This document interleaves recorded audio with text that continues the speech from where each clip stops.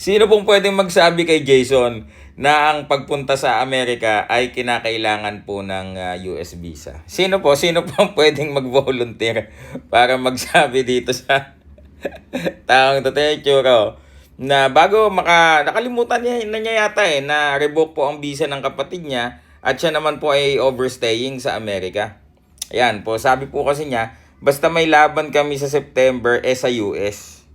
Pero hindi pa natin sasabihin kung kailan o bakit tayo lalaban doon. Baka nakakalimutan mo, Jason, na ilang ulit tinangka ng kapatid mo nung 2002 na nung paglabas niya sa US at pumunta ng UK, ilang ulit siya ng re-entry. Nag-try na pumasok uli sa Amerika mga 3 o 4 na beses.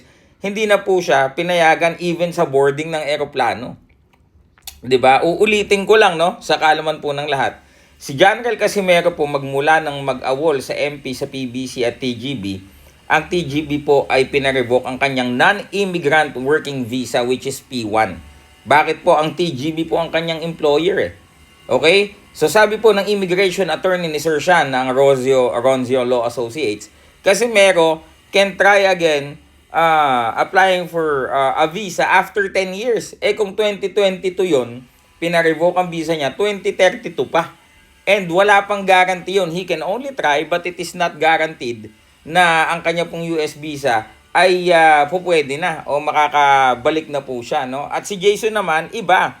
Si Jason po, yung pong kanyang P1 visa support, kasi yung main yung kapatid niya, nag-overstaying po sa US. Ang mali naman ni Jason, nag-overstaying na siya, kinalaban niya pa kami. So we have to flag him at ipaabot po sa US Immigration ang kanya pong pag-overstaying. Nag-overstaying na yan, nagla-live pa.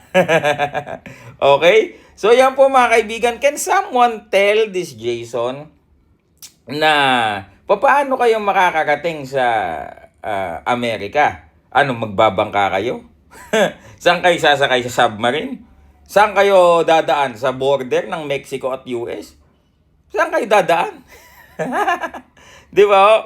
Jason naman, tingnan mo naman, yan, grabe, thinking talaga, bright talaga, tingnan nyo mga kaibigan.